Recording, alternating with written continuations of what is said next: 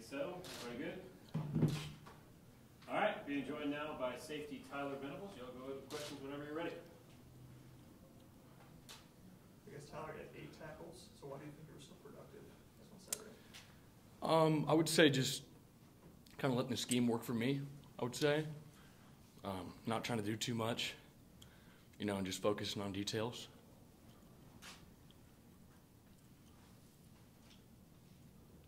I guess just as a defense, obviously you have that Wake Forest game. Just a little bit of a shootout. What was the feeling after that game as a turnaround to next week? Some of those games where you come down to the wire like that, I would say are necessary to build, because you can only really learn so much through success, and failure is a huge teacher. You're forged through fire daily on this practice field, and then especially when the lights come on, that's a whole different element. And matching routes and whatnot, you can only do so much in practice, and then so really getting that experience and getting some chemistry with our guys as a defensive unit is important. And so the trial by fire is necessary to build. I think Coach May was saying that he didn't like the way you guys practiced on Tuesday, but then it really turned around. What do you remember from that Tuesday practice? We just weren't as intentional as we could have been with fine details and really doing the little things the right way. From footwork to putting your eyes in your keys and whatnot. We could have been a lot more intentional. And of course, this past week was it was a strain. It was good. Everybody, coaches, scout guys, players, all bringing that real intent. Like squeezing every ounce of rep that we can get. I guess did a coach say something, or did the players themselves say something after that Tuesday, or how did Wednesday, Thursday, and Friday kind of turn into what? It was a mix of all of it. I think we've had some good leadership on this defense. As a team, obviously as a whole, our offense has done a tremendous job, and DJ has done a great job of leading them. And then we've had a lot of younger guys defensively step up, kind of bringing us together and saying, that's not what it looks like. That Tuesday, that's not the standard. And then so really changing it up on Wednesday, and coaches pushing us too, of course. I guess who were some of those younger guys? I'm sorry? Who would some of those younger guys be? I don't know if I could single out one guy. Our whole two deep has gotten, tons of reps, throughout these first 4 games. Is that when we played? 4? 5. I don't know. But yeah, we've that whole two deep has gotten tremendous rotation. Corners. We've had a lot of guys step up and play in critical moments. Safety, of course, too. Backer, we've got our two deep rotating constantly, and our D line, of course, as well. I would say our defensive line is been a real solid rock for us from a vocal standpoint and leadership. That's definitely the older group on the defense. So they've all done a great job. It's y'all and Syracuse that are the lone unbeaten teams on your side of the conference. So you guys are in the driver's seat. Just describe how it feels to have kind of the control at this point. I would just say we're kind of focusing down, doing what we're supposed to do. We don't really pay attention to the, who else is undefeated, I guess. We just kind of control what we can control, and that's a day-to-day basis thing. And, this week it's Boston College, so our focus is all on them. Whether we're, 5-0 or 0-5, this is our game this week, and that's all we can really focus on. What do you think was the biggest reason for the turnaround against Wake Forest, NC State after the Wake Forest game? I'd go back to the trial by fire. You can only get so much experience through practice, and I think our chemistry has really come together. The past couple of games before the NC State game, I think we were playing really separate from each other from a position standpoint, and that kind of showed. And so this NC State game gave us a lot of chemistry. We really kind of flowed together, from like zone drops to man coverage to fit and B gaps. I got to trust my DN that he's going to he's going to lever that ball into that B gap. And if I have 1 ounce of mistrust with him, you know, I'm going to be hesitant down. And he's got to have the same trust with me, that he knows where I'm going to be. And, you know, you get that, like that slow mixture through game repetition. So when you say like positions playing separate from each other, what do you mean? Just not seeing the whole picture, you know, as a defensive structure. You know, if you really want to play like up here, you got to know what everybody else around you's doing so you can be comfortable. You know, like if I'm holding the curl in the trio set, I got to be waiting for that mic to come push so I can push through and take my flat route. But if I don't trust that he's going to push through, I'm going to be holding it. I'm going to be late. So just the chemistry and, you know, zone drops, man coverage, whatnot. Tyler, I gotta say, sitting here listening to you, it sounds like, you know, listening to your dad for the last 10 years, right here. Is it, I know you made peace with, you know, your family situation a while ago. Is this any different for you that, hey, you know, my family who was usually here during football season is not here right now? A little bit, Yeah. yeah. I'd say the past couple of years, you know, I don't know. I guess I didn't want it as much for myself as I do now. Yeah. Not that I didn't want it, but, you know, it's just a different perspective seeing it, you know. And now I've kind of fallen in love with the philosophy and structure of defense, too, like, over the past, since January, I'd say, from a whole new perspective. I guess that's part of the reason why, you know, kind of being on my own. Yeah.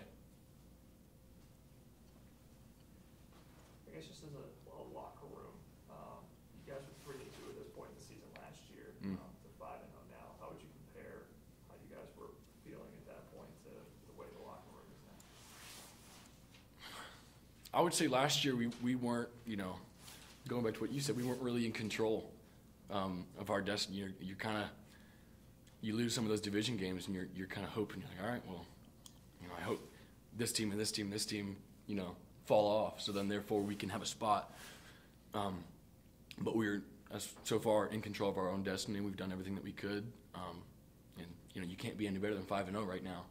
You know, win or loss or how ugly or pretty they are, you know, we're 5-0, and still in control, in the driver's seat of our own destiny. Tell what do you remember about that Boston College offense from a couple of years ago? I know that first half they kind of had you guys on your heels before you were able to kind of recover and come back a little bit. 2020, 21. 2020. Yeah. I think they kind of controlled the line of scrimmage defensively. They got some punch off the ball. They had a solid run game going. And they max pro'd up a lot. I remember that. A lot of cross-country routes. You know, quarterback's very accurate. Very comfortable in his system. And, you know, I think in order for us to kind of make sure that doesn't happen again like in 2020, we got to dominate the line of scrimmage like we did in the NC State game. They did a great job. And then, you know, just communications and zone coverage and man coverage and knowing responsibilities, you know, who's got the post, got the air, whatnot. And, you know, kind of seeing the picture as a whole, not getting too locked up in the run game from a safety and corner perspective, because they do a lot of play action. So you talked about some of those young players going through the fire. I mean, do you yourself go to some of those young DBs and try to give them confidence, or what do you do in the moment? Like in the moment when, you know, something bad happens, you know, you try to not really even focus on it, you know, because the moment you don't want to go and point it out to them too much, because they've already got guys coming up to them saying, hey man, it's all right, you know, it's okay, you know. They don't want to keep hearing that, you know. So you give it to them a little bit, you pull them aside away from you know, the unit when we're on the sideline. You don't want to do it in front of everybody. Be like, look man, that happens, it's part of the game. Like, that's why we do what we do, and that's why we compete at such a high level. You know, because you're going to lose some one-on-ones. You're going to lose some of those plays. That's just being in the arena. That's how it's going to be. But just continue to build up and letting them see the positive in, you know, losing that rep. It's like, all right, well, now you know not to do that again, and you're going to make sure you don't do it again because the stove's hot. It's like you just touched it, and you're going to be very intentional in making sure you don't touch it again. I guess, do you see a different level of confidence and more, sticking to the technique last week for some of those younger guys when you go back and look at the film? Yeah, I think we just looked a little bit more savvy, just disguising stuff and moving around, just guys getting more comfortable. And, that just comes through game repetition, being under the lights. Any questions for Tyler from Zoom? Tyler, go ahead, Matt. Yeah, I was just going to follow up on Pete's question from earlier. I was just wondering, during the season, your dad still talk a lot, talk all the time? And if so, is that talking football? Is it talking life? What's it kind of like? What's y'all's relationship like now? Yeah, we do a good bit of FaceTiming, or try to. Our schedules are pretty similar, so we have windows at the same time pretty much, but we're just so busy. It's like tonight we're going to be done at 9:30, 10 o'clock, so trying to find those windows where we can, and then not really talking football. We don't talk football anymore. If I have a question, I'll still ask him what he thinks about this, or how I should play something in a certain coverage or whatever. But we just, how's class going? How's your life? What are you doing? Stuff like that. I'm trying to stay away from football. It's just so chaotic. Thank you. You took my question, Matt. Thanks, Tyler. Oh, he took screen. Tyler, Chapel Fowler with the state. Specific to those young guys, what did you see from Sherrod Goebel in the state game, and how's he kind of grown, in your opinion, in that safety room? Yeah, Sherrod likes to hit people, I would say. He comes downhill. He was definitely one of the faster guys back there in the back seven as a whole, and he's not afraid to come downhill. But, he's just a young guy. He only knows what he knows so far, and, what he's already done with the limited knowledge that he has through the repetitions that he's got just shows how high his ceiling is going to be and how great of a player he will be. Is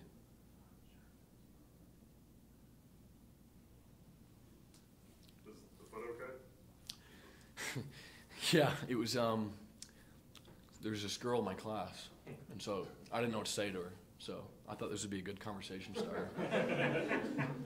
No, it's I just, yeah, it's good. Thanks, Steve-O. All right, appreciate you guys. Y'all hang tight. We'll be joined here in a second by Dominic.